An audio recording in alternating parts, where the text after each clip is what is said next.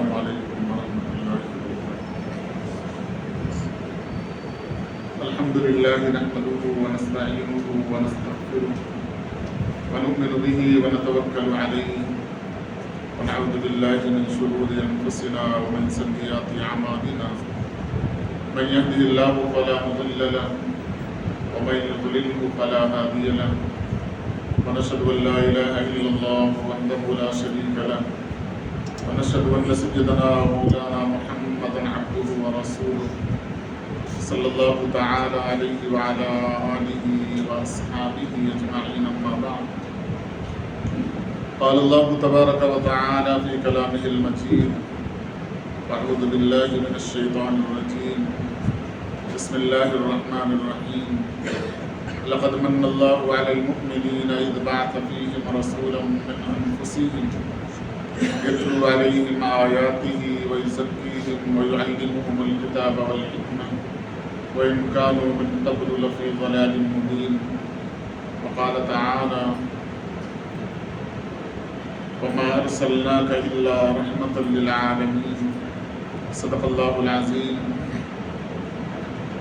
وصدق رسوله النبي الكريم، ونحن على ذلك لمن الشاهدين والشاكرين، والحمد لله رب العالمين، رب اشرح لي صدري ويسر لي أمري واحلل عقدة من لساني يفقهوا قولي، آمين برحمتك يا أرحم الراحمين، والحمد لله رب العالمين۔ حضرات سامعین، اللہ جل شانہ کا لاکھ لاکھ شکر اور احسان کہ اللہ جل شانہ نے ہمیں ایمان کی دولت سے نوازا اور جناب رسول کریم صلی اللہ علیہ وسلم کی امت کے اندر پیدا فرمایا، اور نبی کریم صلی اللہ علیہ وسلم کا لاکھ لاکھ شکر اور احسان کہ آپ صلی اللہ علیہ وسلم نے دین کی باتوں کو ہم تک پہنچایا۔ قرآن کریم کی 2 آیتیں خطبے کے درمیان میں نے تلاوت کی ہے۔ دونوں آیتوں کا تعلق نبی کریم صلی اللہ علیہ وسلم کی ذات گرامی سے ہے۔ ایک آیت کے اندر آپ صلی اللہ علیہ وسلم کے بھیجنے کے جو مقاصد ہیں، دنیا کے اندر مبعوث کرنے کے جو مقاصد ہیں، ان مقاصد کا تذکرہ کیا گیا، اور دوسری آیت کے اندر اللہ کے نبی صلی اللہ علیہ وسلم کی ایک بڑی صفت جسے صفت رحمت کہا جاتا ہے، اس کا تذکرہ اللہ تبارک و تعالی نے کیا ہے۔ گزشتہ جمعہ سورہ نصر کی تلاوت کی گئی تھی، اور جو سلسلہ وار چھوٹی صورتوں کا تفصیلی بیان چل رہا تھا، جس کے اندر اللہ کے نبی صلی اللہ علیہ وسلم کے بھیجنے کے جو مقاصد ہیں، ان مقاصد کے اختتام پر اللہ تبارک و تعالی نے سورہ نصر کو نازل کر کے دنیا کے اندر یہ پیغام دیا تھا کہ اب جناب رسول کریم صلی اللہ علیہ وسلم اس مقصد کو مکمل کر چکے ہیں، لہذا اب دنیا سے اٹھا لیے جائیں گے۔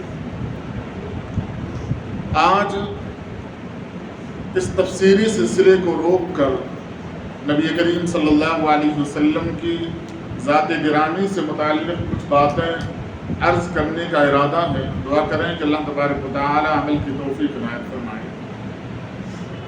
نبی کریم صلی اللہ علیہ وسلم کی ذات گرامی، کوئی ایسا شخص دنیا کے اندر آپ تلاش اگر کرنا چاہیں کہ جسے محمد الرسول اللہ صلی اللہ علیہ وسلم کے متعلق یا آپ کی ذات کے متعلق کچھ معلومات نہ ہو، تو شاید ایسا کوئی ملے آپ کو۔ اللہ تبارک و تعالیٰ نے انبیاء میں سب سے آخری نبی محمد الرسول اللہ صلی اللہ علیہ وسلم کو مبعوث فرمایا۔ پیدائش کے وقت ایسے حالات بنائے کہ آپ احادیث کی کتابیں اٹھا کر دیکھیں کہ اس وقت جس وقت آپ پیدا ہو رہے ہیں وہاں کی عورتوں نے بے شمار ایسی چیزیں دیکھی جو اس سے پہلے کبھی نہیں دیکھی گئی تھی۔ وہ قیصر و کسریٰ جو میلوں دور ہیں،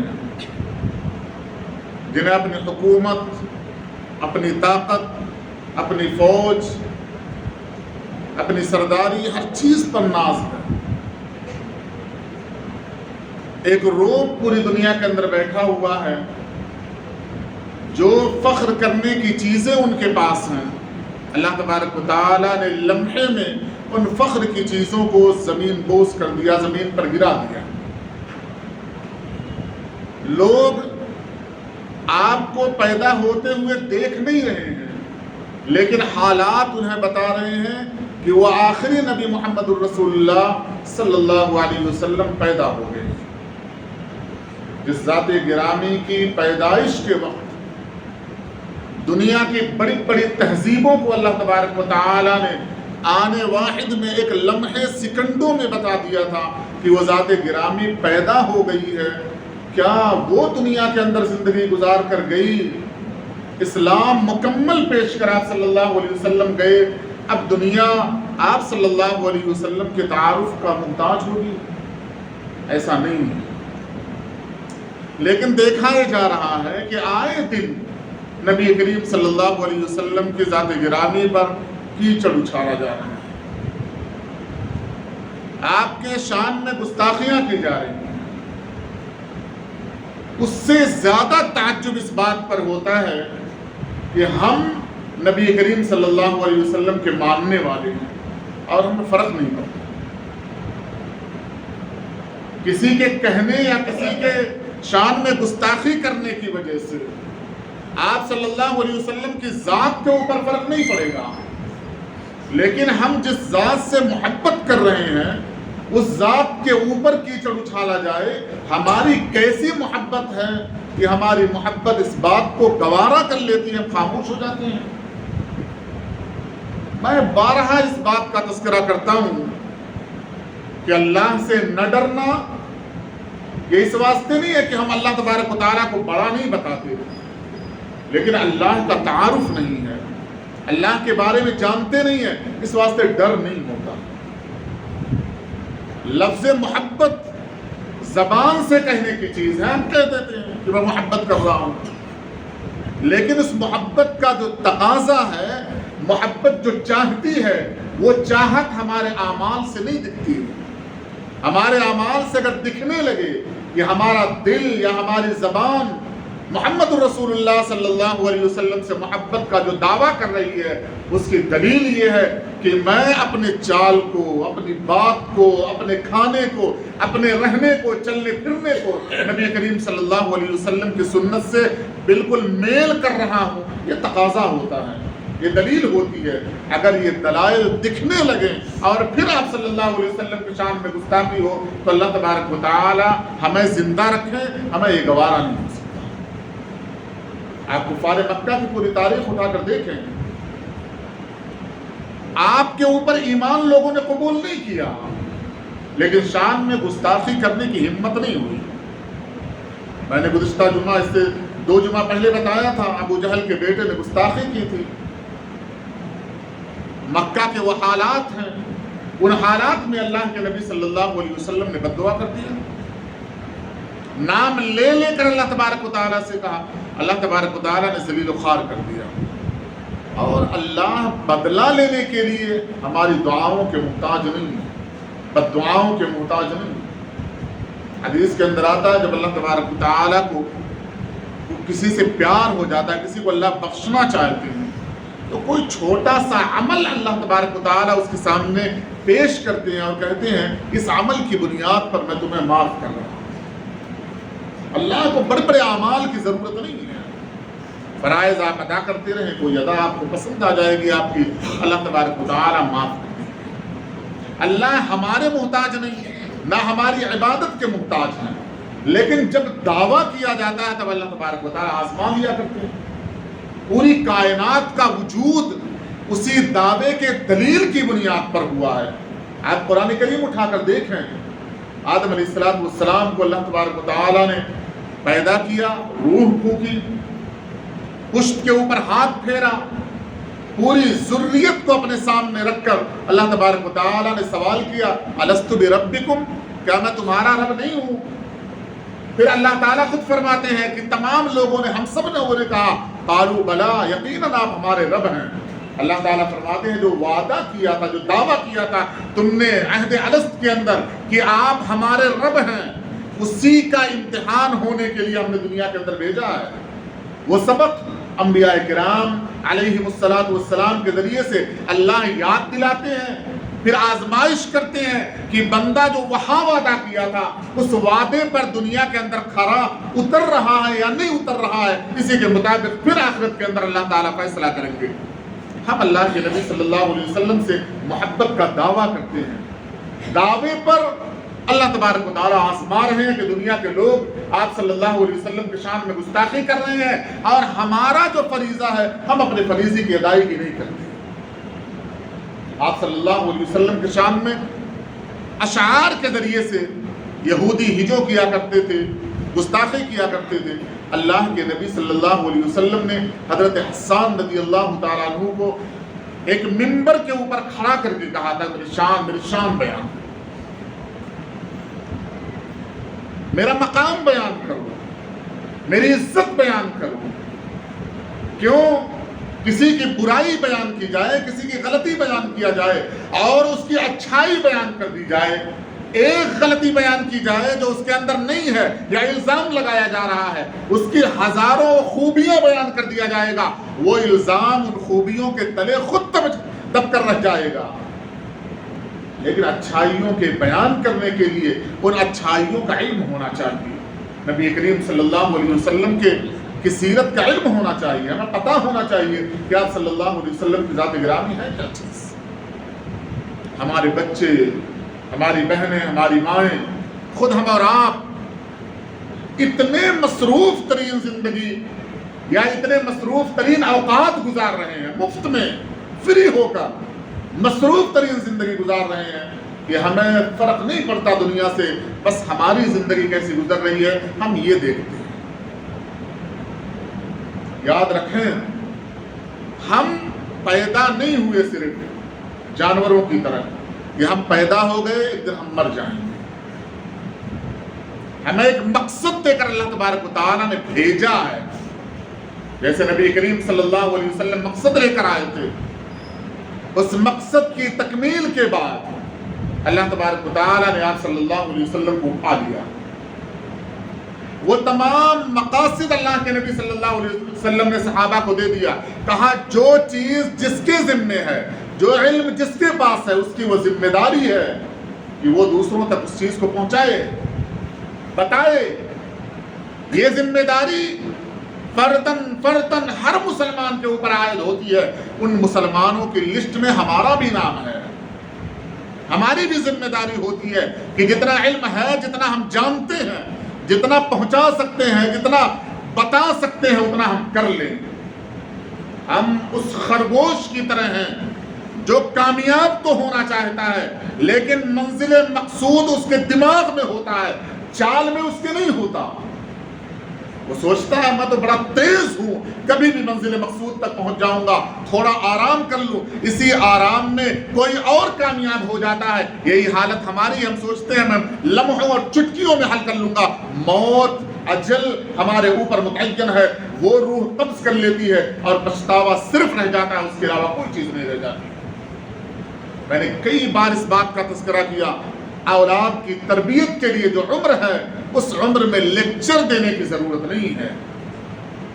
آپ جیسا بنانا چاہتے ہیں، آپ معلم ہیں، اپنے شاگردوں کو جیسا بنانا چاہتے ہیں، آپ بڑے بھائی ہیں، چھوٹے بھائیوں کو یا چھوٹے بہنوں کو جیسا بنانا چاہتے ہیں، آپ ماں باپ ہیں، اپنی اولاد کو جیسا بنانا چاہتے ہیں، آپ خود ویسے بن جائیں۔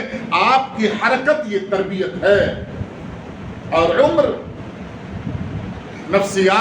نفسیاتی علوم کے ماہرین نے متعین کیا 3 سال کی عمر تک جو آپ چاہیں اس کے دماغ کے اندر ڈالتے رہیں،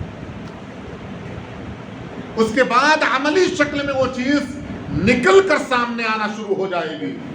اس واسطے ہم دیکھتے ہیں کہ ماں اگر موبائل دیکھ رہی ہے، باپ اگر موبائل دیکھ رہا ہے، کوئی کام کر رہا ہے، وہ بچہ دیکھ رہا ہے اس چیز کو، اور جب اس کے ہاتھوں میں طاقت آ گئی، حرکت کرنا چاہ رہا، وہی کچھ وہ کرنا شروع کرتا ہے جو باپ نے کیا، ماں نے کیا، بڑے بھائی نے کیا، گھر والوں نے کیا، وہ چیزیں اب عملی شکل میں آ گئی۔ اب ہمارا رویہ یہ ہوتا ہے بچہ چھوٹا ہے، بچپنا ہے، کر رہا ہے۔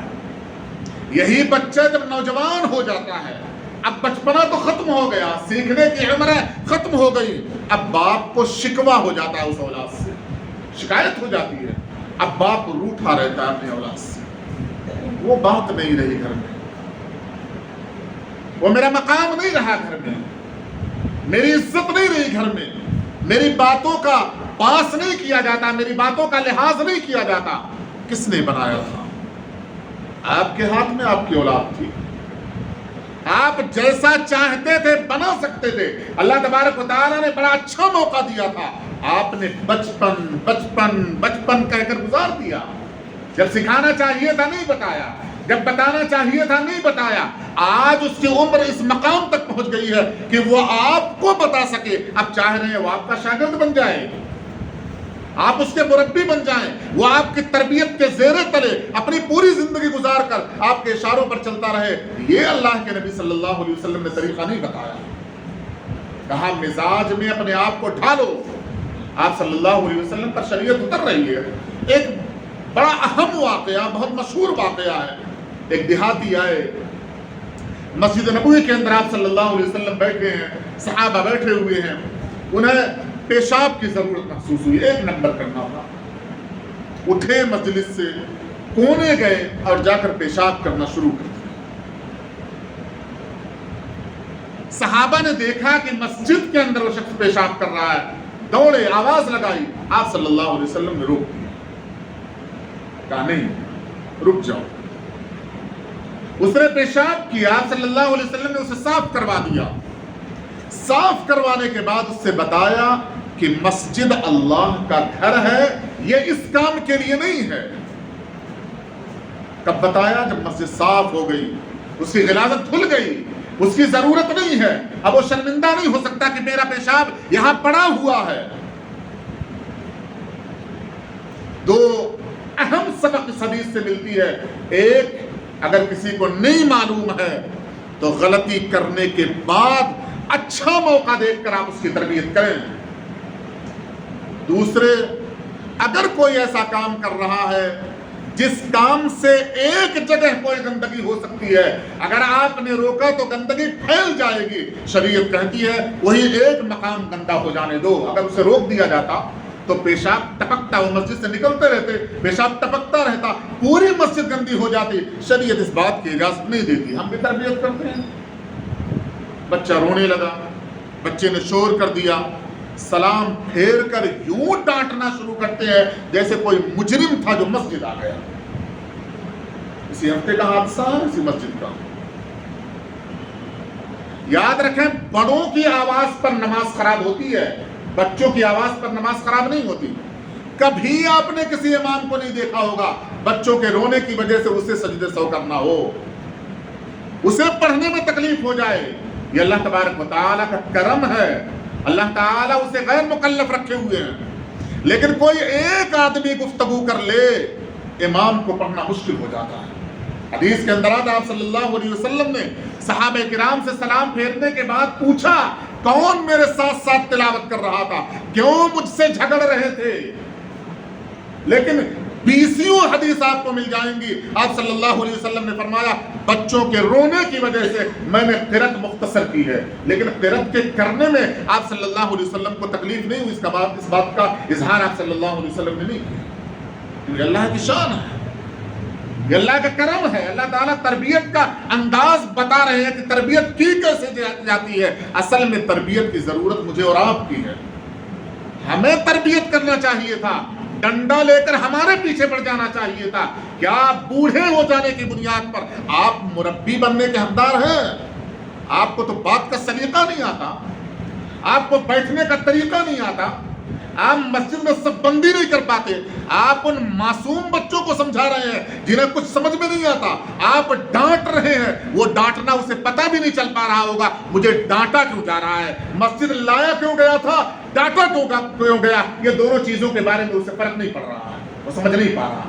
میرے باپ نے مجھے لا کر سب میں کھڑا کر دیا، ایک آدمی پیچھے پلٹ کر مجھے ڈانٹ رہا ہے، یہ لایا کیوں تھا، یہ کیوں ڈانٹ رہا ہے، اسے پتہ نہیں چل پا رہا۔ یہ ہماری تربیت ہے، یہ تربیت کا انداز ہے۔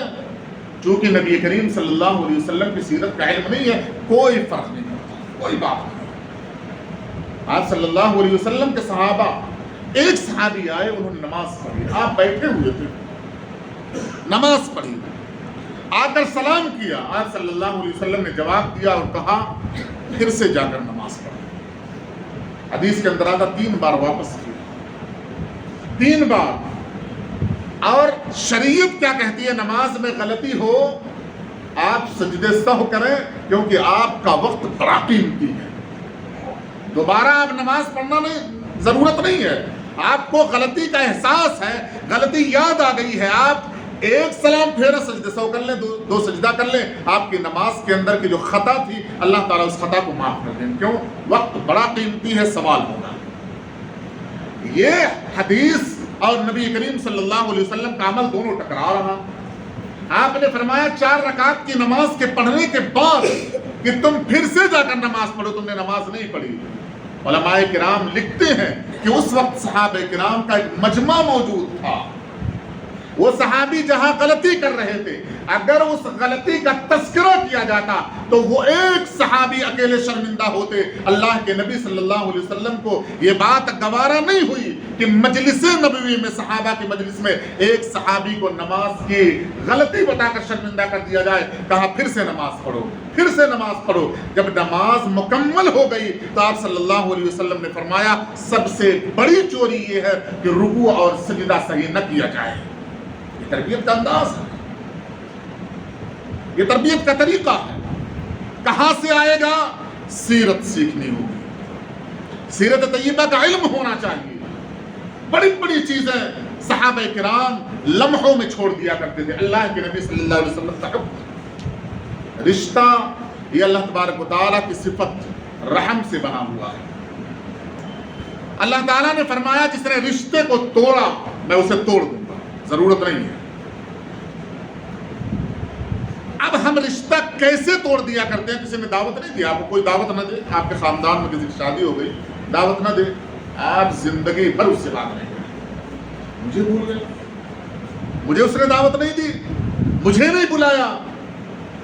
سب سے اونچا مقام دنیا کے اندر اللہ تبارک و تعالیٰ کے بعد جناب محمد رسول اللہ صلی اللہ علیہ وسلم کا ہے، اور سب سے زیادہ محبت صحابہ کو آپ صلی اللہ علیہ وسلم سے تھی۔ حضرت جابر رضی اللہ تعالیٰ عنہ نماز پڑھنے آئے، آپ صلی اللہ علیہ وسلم نے پیلا پن کپڑے کے اوپر دیکھا، پوچھا کیا تم نے شادی کر لی؟ کہا ہاں کل ہماری شادی ہو گئی۔ آپ صلی اللہ علیہ وسلم نے مبارکباد دیا، ہم ہوتے تو کیا کرتے؟ شکوا کر لیتے، ارے مجھ سے محبت کرتے مجھے شادی میں نہیں بلایا۔ سب سے محبوب ہستی، کائنات کی سب سے اعلیٰ ہستی، آپ پوچھ رہے ہیں کیا تم نے شادی کر لی؟ کہا ہاں ہم نے شادی کر لی کل۔ کہا کنواری سے شادی کی یا بیوہ سے شادی کی؟ کوئی شکوہ نہیں مبارکباد کی بات۔ کہا بیوہ سے شادی کی۔ کہا کیوں، کنواری عورت نہیں ملی تھی؟ کہا نہیں، میری بڑی بڑی بہنیں ہیں، کئی بہنیں ہیں، ان کی شادیاں نہیں ہوئی ہیں، اگر میں کنواری لے کر آ جاتا تو بہنوں کی عمر کی وہ عورت ہو جاتی، تو مجھے کیا سنبھالتی، بہنوں کو کیا سنبھالتی؟ اس واسطے میں نے مناسب سمجھا کہ تجربے کار عورت سے شادی کروں جو مجھے بھی سنبھالے، میری بہنوں کو بھی سنبھالے۔ مبارکباد دیا اور کہا اوقات کے مطابق ولیمہ کر لینا، کہا اوقات کے مطابق جتنی حیثیت ہے اسی کے مطابق ولیمہ کر لینا، یہ نہیں کہا کل ولیمہ کرو گے تو مجھے بھی بلانا۔ کوئی شکوہ ہوا، رشتہ داری توڑ دی گئی، صحابہ کے اوپر رشتہ داری توڑی گئی۔ آپ کی ذات گرامی سے بڑی آپ کی ذات ہے، آپ تو لمحوں میں رشتہ توڑ دیا کرتے ہیں۔ کیوں؟ آپ کو علم نہیں ہے، آپ جانتے نہیں ہیں محبوب خدا محمد الرسول اللہ صلی اللہ علیہ وسلم کی سیرت طیبہ۔ اللہ تعالیٰ نے فرمایا کہ اگر تم چاہتے ہو کہ تم جنت میں جاؤ تو سوائے اس راستے کے کوئی راستہ نہیں ہے کہ محمد الرسول اللہ صلی اللہ علیہ وسلم کی اتباع میں پوری زندگی گزار لو۔ بڑا اچھا وقت ہے آپ کے پاس کہ آپ اب اگر موبائل سے بچنا چاہیں تو ناممکن ہے، ناممکن ہے۔ اس چکر میں آپ کو پھنسا دیا گیا ہے۔ لیکن آپ سوچیں کہ آپ کے نزدیک سب سے محبوب آپ کے گھر میں کون ہے؟ آپ کی اولاد ہے جس کے لیے آپ کما رہے ہیں، جس کے لیے دن رات ایک کر دے رہے ہیں، رات کی ڈیوٹی، دن کی ڈیوٹی، جہاں آپ کو بلایا جائے آپ چلے جاتے ہیں، صرف میری اولاد کا مستقبل سنور جائے۔ اور جب اس اولاد کے آپ قریب ہوتے ہیں، اس سے کچھ سننا ہے، مجھے کچھ شکوہ ہے، اسے کچھ شکوہ ہے، اسے پیار اور لاڈ چاہیے، اسے کچھ فرمائش ہے جو پوری کرانا ہے، آپ کے پاس اب بھی وقت نہیں ہے، آپ تھکے ہیں۔ شریعت نے آپ کو بتایا ہے، قرآن نے آپ کو بتایا ہے کہ دماغ چند گھنٹوں کے بعد سکون چاہتا ہے، وہ سکون صرف سونے میں نہیں ہے، فرمایا مسکراہٹ میں دماغ کو سکون ملتا ہے۔ آپ فطری چیزیں ملاحظہ کریں، آپ کو سکون ملتا ہے، آپ ہریالی دیکھیں سکون ملے گا۔ اللہ تعالیٰ نے فرمایا آپ آسمان کو دیکھیں آپ کو سکون ملے گا، کسی کے دکھ کو سنیں آپ کو سکون ملے گا، کسی سے اپنے دکھ کو بیان کریں آپ کو سکون ملے گا۔ سکون کی چیزیں صرف تنہائی نہیں ہے، اگر تنہائی سکون کی چیز ہوتی سیدنا آدم علیہ نبینا علیہ السلام مطالبہ نہ کرتے اللہ تعالیٰ سے کہ مجھے جنت میں نہیں رہنا، اکیلے نہیں رہنا ہے۔ اکیلے رہتے رہتے اللہ تبارک و تعالیٰ سے فرمائش کر دیا کہ یہاں کیا مزہ، کوئی ہے ہی نہیں جس سے میں اپنے دل کی مراد، دل کی بات کر سکوں۔ آپ ایک کام کر سکتے ہیں کہ آپ جب گھر کے اندر داخل ہوں، اپنے تمام گھر سے باہر جتنے دوست ہیں ان دوستوں کو اطلاع کر دیں کہ میرا یہ وقت اپنے گھر کا ہے، اس وقت میں آپ مجھ سے رابطہ کرنے کی کوشش نہ کریں الا یہ کہ بڑی اہم بات ہو، اور آپ عمل کر لیں۔ ایک کوئی ایسی چیز گھر کے دروازے پر اندر لٹکا دے، جیسے کی یا چابی لٹکانے کے لیے کوئی آپ ہینگر لگا دیتے ہیں، ہر آدمی وہی اپنے دروازے پر اس کی کو لٹکا دیا کرتا ہے کہ یہاں سے نکلوں گا، یہاں سے لوں گا، چلا جاؤں گا۔ آپ کوئی باکس لگائیں اور متعین کر دیں گھر کے ہر افراد سے کہ جب میں آ جاؤں گا اس کے بعد سے سارا موبائل یہی پڑا رہے گا، لیکن چونکہ میں گھر کا ذمہ دار ہوں، میرا موبائل وہاں نہیں میرے قریب رہے گا، لیکن میں استعمال نہیں کروں گا الا یہ کہ بہت سخت ضرورت ہو۔ اور پورا وہ وقت جو آپ کا خالی ہے اپنی اولاد کے ساتھ مصروف رکھیں، اس کی پریشانی کو دیکھیں، اس سے سنیں، اس سے بات کریں، اور ان لمحات میں نبی کریم صلی اللہ علیہ وسلم کی سیرت پر عملی شکل میں یا قولی شکل میں آپ تربیت کرتے ہوئے جائیں۔ آپ کو بڑے بڑے پروگراموں کی ضرورت نہیں ہے، آپ چند ہفتوں میں دیکھیں گے کہ آپ کی اولاد نبی کریم صلی اللہ علیہ وسلم کے محبت کی بنیاد پر اتنا قریب ہو جائے گی کہ ایک آنچ اگر دنیا کے اندر آئے وہ خود کھڑا ہو جائے گا، آپ کی اولاد خود کھڑی ہو جائے گی۔ دوسرا ایک کام یہ کر سکتے ہیں کہ آپ بچوں کے لیے سیرت طیبہ کے ایسے ایسے پروگرام کریں جس سے بچے سیکھ سکیں، عملی شکل میں بھی ہے اور علمی شکل میں بھی ہے۔ ایسے پروگرام ہر محلے میں کیے جائیں تاکہ ہم سیرت سے اپنی اولاد کو جوڑنے کی کوشش کریں۔ دوسرے، والدین کی تربیت کے مراکز ہونے چاہیے جس میں ماں اور باپ کی الگ الگ تربیت ہو۔ باپ اگر اولاد کی تربیت کرنا چاہتا ہے، جب تک ماں سے اپنے بیٹے یا بیٹی کے مزاج کے بارے میں نہیں سیکھ لے گا، باپ اپنے اولاد کی تربیت نہیں کر سکتا، کیونکہ ماں جگر کا ٹکڑا اس کے نکل کر اولاد کی شکل میں آئی ہوئی ہے دنیا کے اندر۔ ماں اپنے بیٹے کے مزاج سے واقف ہوتی ہے کہ اب رو رہا ہے تو دودھ پیے گا، اب رو رہا ہے تو اس کے پیٹ میں درد ہو رہا ہے، اب رو رہا تو یہ سوئے گا، یہ ماں کو معلوم ہے۔ لیکن باپ کو تینوں کیفیتوں کا علم نہیں ہوتا، باپ تو اتنا ہی سمجھتا رو رہا مجھے ستا رہا ڈانٹ۔ تو اگر باپ تربیت کرنا چاہتا ہے پہلے ماں سے مشورہ کرے کہ یہ اولاد کب کیا کرتی ہے مجھے بتاؤ، ایسے مراکز ہوں جہاں والدین کی تربیت کیا جائے، وہ اپنے اولاد کی تربیت کریں، تب معاشرے میں تربیت کا جو فیصد ہے وہ بہت جلدی آگے کی طرف جائے گا، اور ہم دیکھیں گے کہ وہ دنیا کے اندر چلتے پھرتے وہ مسلمان ہیں جن کی ایک ایک حرکت پر لوگ اسلام قبول کرنا چاہیں گے۔ اللہ تبارک و تعالیٰ سے دعا ہے کہ اللہ عمل کی توفیق بنائے۔